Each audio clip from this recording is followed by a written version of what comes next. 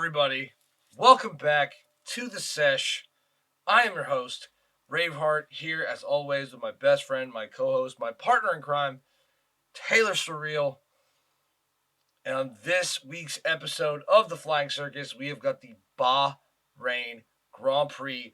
Week 1, baby. We're back. We didn't cover this one last year because we started with Monaco, but has this been the longest off season of like any sport that you followed in your life? Yes. This is nothing compared to like NFL or any other sporting off season. Like, you kind of forget about it. No, I've been on edge of my seat ever since Abu Dhabi, literally. Well, it's just waiting. Well, it's like with the waiting NFL. For Drive to Survive. Yeah. Waiting for the beginning of the season. Waiting for information about testing. Waiting for everything, and it is finally almost here. Yeah.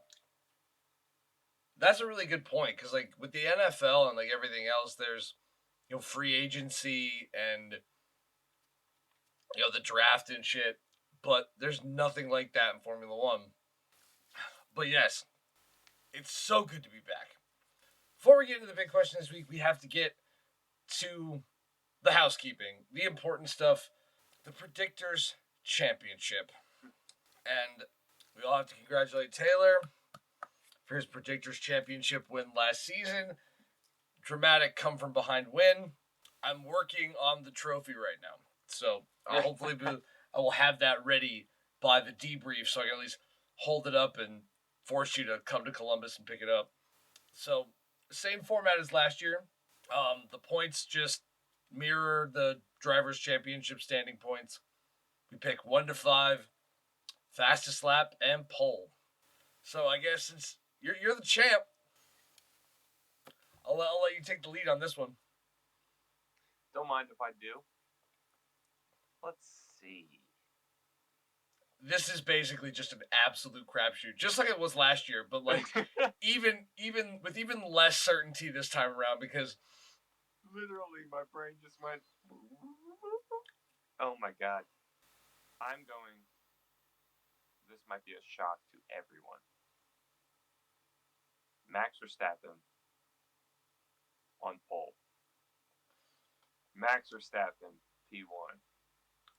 P2, I'm going Danny Rick. If he's able to bounce back from COVID in time. Oh, shit. It's locked in. You can't take that one back. You're right. P3, I'm going Lewis Hamilton. P4, total crapshoot. I'm going Sainz. P5, I'm going Bottas. Oh, you think Valtteri is going to get the alpha up into P5? All right. Who knows? It's a crapshoot. This is reminding me of my Checo Perez pick in Mexico last year. Fastest lap. Let's give it to Lewis Hamilton. All right. So pole position. Bro, I'm going to go Mick Schumacher. Fuck it. Ah! Look at this guy over here. Yeah, like, hey, like if there's a time to throw caution to the wind and say, you know what, the son of the 7-time champ is gonna prevent Lewis Hamilton from taking his dad's crown. Yeah, I'm. He put up that P2 time in testing today. He's looking quick. And the Haas, they've got more wind tunnel testing than anyone else this year, so they're going to have more development in that car. You're going to hear Mick Schumacher's name coming out of my mouth a lot this year. Hey, I'm big on Mick this year too. Yeah, I can't wait to see. P1, Maximilian Verstappen. Let's go. I ain't deviating from that pick. P2, Jorge Russell. Ooh. P3, Charles Leclerc. Ooh. P4, Lewis Hamilton. P5, Lando Norris. My man. And I'm going to give the fastest lap to Leclerc. All right. I think the Ferrari is going to be strong. All right. At the very least, they'll at least be the most reliable. They've run they've run a ton of laps during the last two testing sessions, like Barcelona and Bahrain. Yeah, that's kind of why I peppered signs in there. But all right, now that those are locked in, I'm looking forward to another long season of picking Max Verstappen to win every fucking weekend. Cannot wait. But all right, everybody. So now that we're done with the Predictors Championship picks, we need to address something. So you'll note that our name is the Sesh, but yet we've not really talked about that activity all that much on this channel. If we've talked about it really at all, but I had thought the other night. I asked Taylor this question. I'm going to set the scene for you guys. You're in Monaco, Sunday night after the Grand Prix. You're on a yacht in the harbor. There's a party going on around you. You're rolling up a fatty. You light it. You say Cheech. And two people say Chong. One driver, one team principal. Who are you seshing with? And now we're going to have that conversation right now. So Taylor, if you could pick one driver and one team principal to share a joint with, who would it be? I put some thought into this, but immediately I knew the answers. And of course, you circle back around. Yeah, no, nobody fits it more than my first thought. I got to go with my boy Gunther Steiner. I bet Gunter could, fuck smash some bong rips. Like, and god damn it, will he have some funny shit to say. Oh, he absolutely will. No, he will. And that's one of the main reasons I picked him. Because as a team principal, if you look at all of them, not many of them look like they'd be a fun time to share a joint with. Like, they look like they're just way too serious, way too, like, I'm not saying Gunter's not focused, but they, like, it just seem way too engulfed in what they do. You really want to smoke a joint with Toto Wolff? See, you he's on. You think that's gonna be an enjoyable time?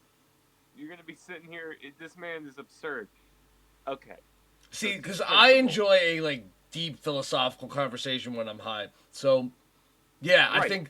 I think Toto is gonna patronize you, smoke all your weed, tell a story while he's holding it, give it back to you, or just flick it and be like, "This is done." You won't even get another hit. I pass. Gunter is my selected person on this reason purely, and I think I've got the best pick. I think I'll have the best time. I think we're gonna geek the fuck out. His big ass cheese smile is gonna be geeking me out the whole time. Who knows what we'll talk about? Of course, I'm gonna bring up Mazepin, and of course, I'm gonna talk Russian. Anyways.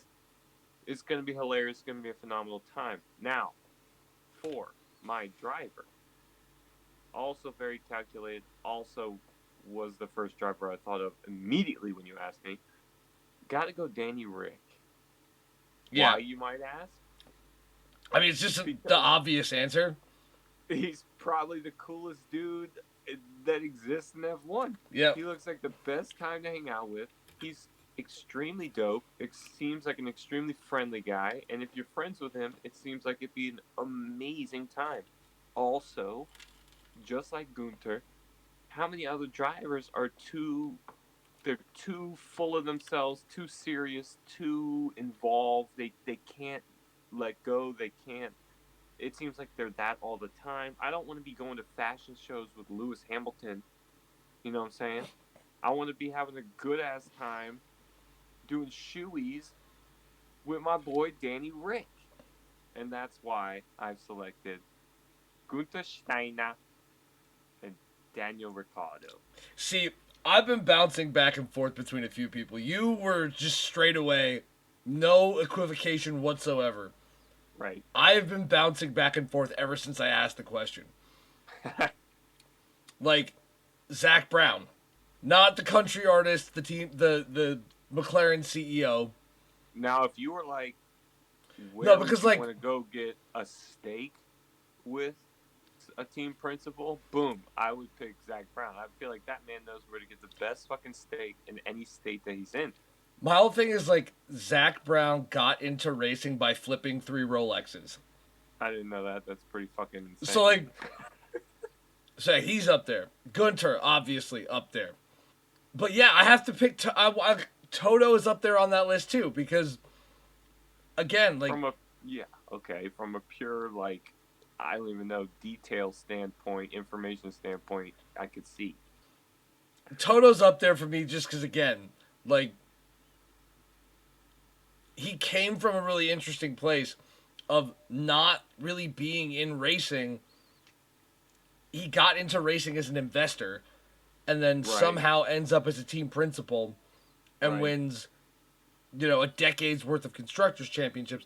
I'd like to know how he went from, being a financier who held like a chunk in Williams to team principal of the most dominant Formula One team in the history of the sport. I think that would be really interesting to see.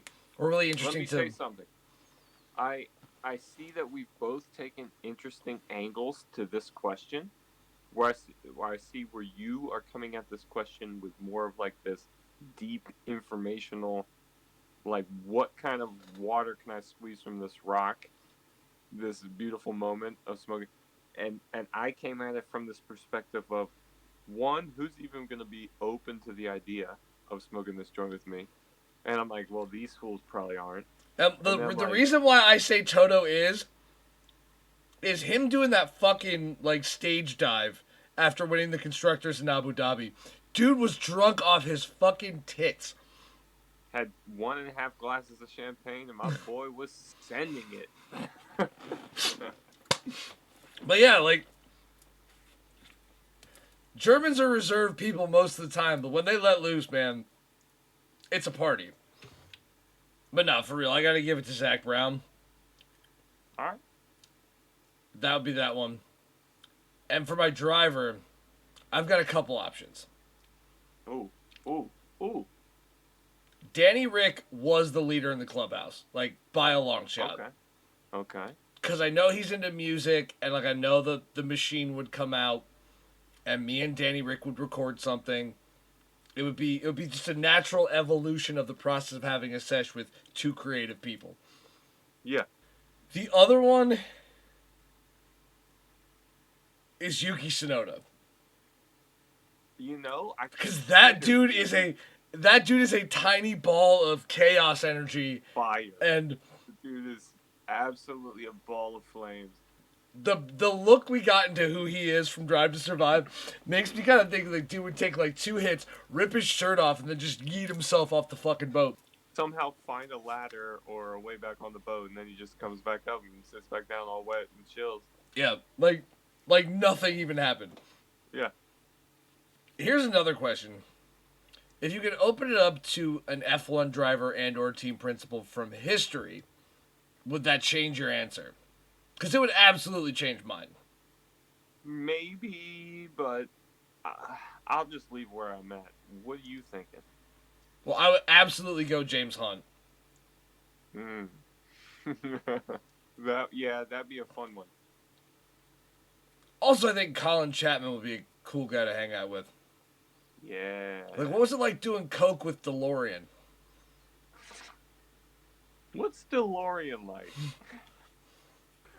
How much money did you really steal from the British taxpayers? How funny would it be to get Enzo Ferrari high? How funny would it be to find out he smokes all the time and he grows his own shit? He spits your shit out. He's like, ugh. He flicks it after he just lit it. You gave him greens, he flicks it, and then he pulls out a pristinely rolled version of his own out of a cigarette case. And he's like, try this. That would be very in character for an Italian to just one-up you like that. But also at the same time, like, I don't have any faith that, like, Italian weed would be that good. This is weed that tastes like spaghetti and meatballs. It's like crossed with basil and oregano. Yes. I'm dead. Anywho, we should probably wrap this up. Yes, thank you guys for joining us tonight for our Bahrain predictions and our Monaco Stoner Sesh discussion, whatever. I have been Raveheart. He has been Taylor Surreal. This has been Max Mosley's Flying Circus. Until next time, everybody. Adios.